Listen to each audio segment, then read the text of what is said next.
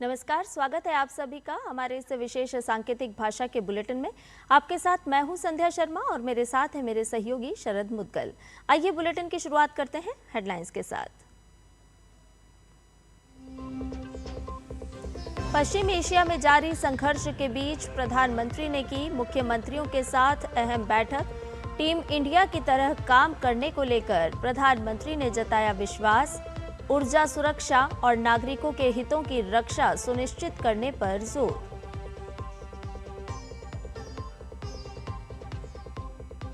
प्रधानमंत्री नरेंद्र मोदी आज करेंगे नोएडा अंतर्राष्ट्रीय हवाई अड्डे के पहले चरण का उद्घाटन। भारत को वैश्विक विमानन केंद्र बनाने की दिशा में एक महत्वपूर्ण उपलब्धि। उत्तर प्रदेश की अर्थव्यवस्था के लिए साबित होगा गेम चेंजर।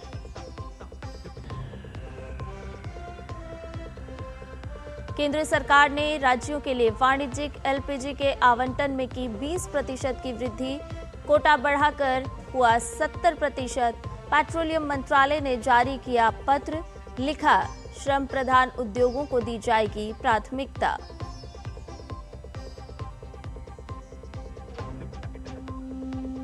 केंद्रीय गृह मंत्री अमित शाह आज पश्चिम बंगाल और असम के दौरे पर। कोलकाता में टीएमसी सरकार के खिलाफ जारी करेंगे चार्जशीट।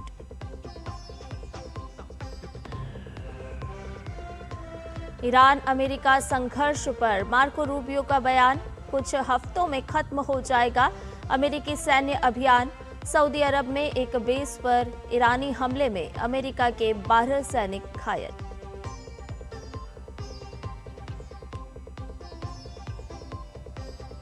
और आज से शुरू होगा इंडियन प्रीमियर लीग के 19वें सीजन का रोमांच। पहले मुकाबले में बेंगलुरु में मौजूदा चैंपियन आरसीबी के सामने सनराइजर्स हैदराबाद की चुनौती।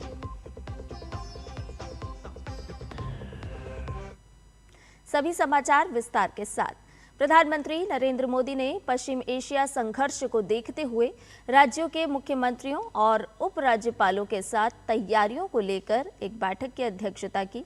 बैठक के दौरान प्रधानमंत्री ने विश्वास जताया कि टीम इंडिया की तरह काम करते हुए देश इन परिस्थितियों से भी बाहर आएगा।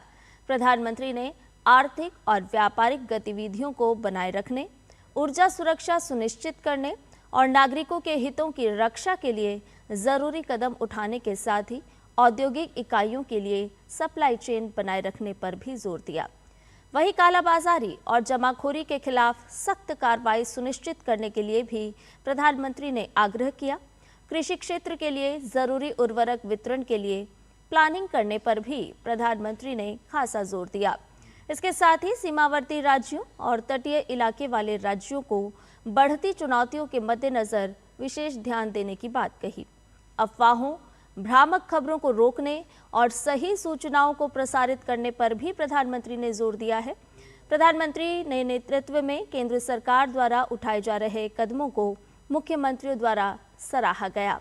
पेट्रोल डीजल पर सीमा शुल्क हटाए जाने और एलपीजी सिलेंडर उपलब्ध कराए जाने के प्रयासों की भी उन्होंने प्रशंसा की। प्रधानमंत्री नरेंद्र मोदी आज उत्तर प्रदेश के जेवर में नोएडा इंटरनेशनल एयरपोर्ट के पहले चरण का उद्घाटन करेंगे। 11,200 करोड़ रुपए की लागत और सालाना 1.2 करोड़ यात्रियों की क्षमता वाले इस अंतर्राष्ट्रीय एयरपोर्ट से न सिर्फ यात्रियों का सफर आसान होगा, बल्कि नए रोजगार और व्यापार के जरिए नोएडा, ग्रेटर नोएडा की किस्मत भी बदल जाएगी। प्रधानमंत्री सुबह लगभग 11:30 बजे नोएडा अंतर्राष्ट्रीय हवाई अड्डे के टर्मिनल भवन का निरीक्षण करेंगे। इसके बाद दोपहर लगभग 12 बजे प्रधानमंत्री नोएडा अंतर्राष्ट्रीय हवाई अड्डे के प्रथम चरण का उद्घाटन करेंगे और इस अवसर पर एक जनसभा को संबोधित भी करेंगे। नोएडा अंतर्राष्ट्रीय हवाई अड्डे को सड़क, रेल, मेट्रो और क्षेत्रीय परिवहन प्रणालियों के निर्बाध जुड़ाव के साथ बहु मॉडल परिवहन केंद्र के रूप में विकसित किया गया है। हवाई अड्डे में एक बहु मॉडल कार्गो हब भी शामिल है, जिसे प्रति वर्ष 2.5 लाख मीट्रिक टन से अधिक माल ढुलाई के लिए तैयार किया गया है। इस क्षमता को लगभग 18 लाख मीट्रिक टन तक बढ़ाया जा सकता है।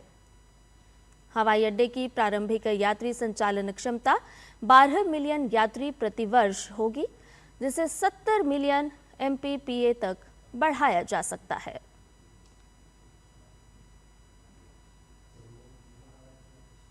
केंद्र सरकार ने राज्यों के लिए वाणिज्यिक LPG के आवंटन में 20% की वृद्धि कर दी है।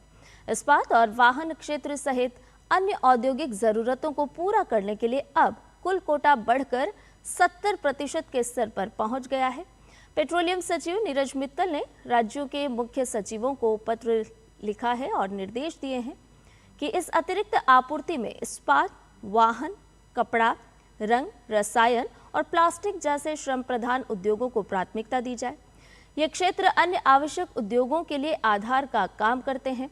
मित्तल ने पत्र में स्पष्ट किया कि अभी तक वाणिज्यिक गैस का आवंटन संकट पूर्व के स्तर का 50% ही दिया जा रहा था, जिसमें अब 20% की अतिरिक्त वृद्धि का प्रस्ताव है।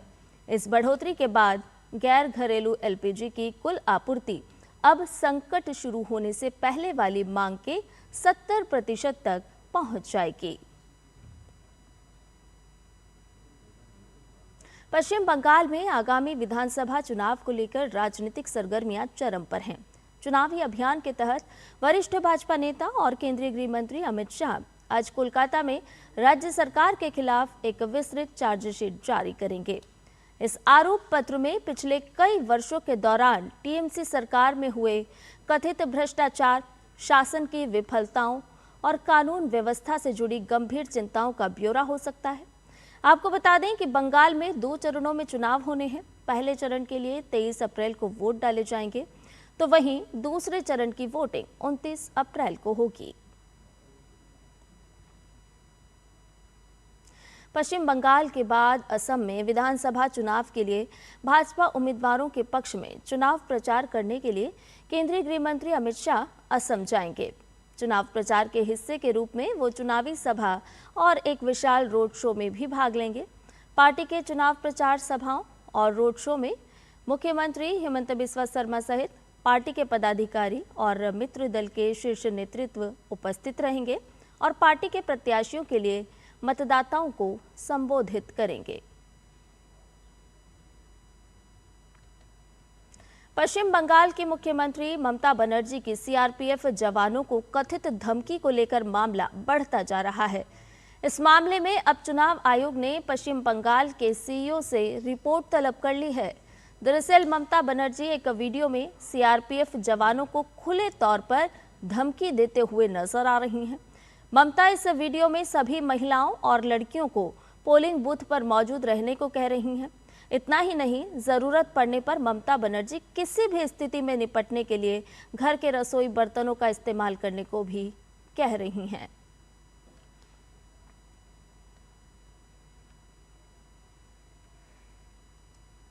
पश्चिम बंगाल में ट्रिब्यूनल कोर्ट के गठन में हो रही देरी पर पश्चिम बंगाल के मुख्य चुनाव अधिकारी मनोज कुमार अग्रवाल ने कहा कि ट्रिब्यूनल कोर्ट के लिए 5 स्थानों का चयन कर लिया गया है। इनमें से 4 स्थान राज्य सरकार ने उपलब्ध कराए हैं, जबकि एक स्थान जुडिशियल अकादमी है। ट्रिब्यूनल के गठन में देरी पर मुख्यमंत्री ममता बनर्जी की नाराजगी पर उन्होंने कहा कि इस संबंध में कलकत्ता हाईकोर्ट को रिपोर्ट सौंप दी गई है। ट्रिब्यूनल को लेकर अंतिम निर्णय हाईकोर्ट ही लेगा। पश्चिम एशिया संघर्ष के बीच अमेरिकी विदेश मंत्री मार्को रूबियो का अहम बयान सामने आया है। मार्को रूबियो ने उम्मीद जताई है कि ईरान के खिलाफ अमेरिका का सैन्य अभियान कुछ हफ्तों में खत्म हो जाएगा। मार्को रूबियो ने कहा कि उन्हें ऐसा नहीं लगता है कि ये महीनों तक चलने वाला है। साथ ही रूबियो ने जमीनी सैनिकों का इस्तेमाल किए बगैर अपने सभी उद्देश्यों को पूरा करने की बात भी कही। फ्रांस में G7 समकक्ष से मुलाकात के बाद रूबियो ने पत्रकारों से ये बात कही।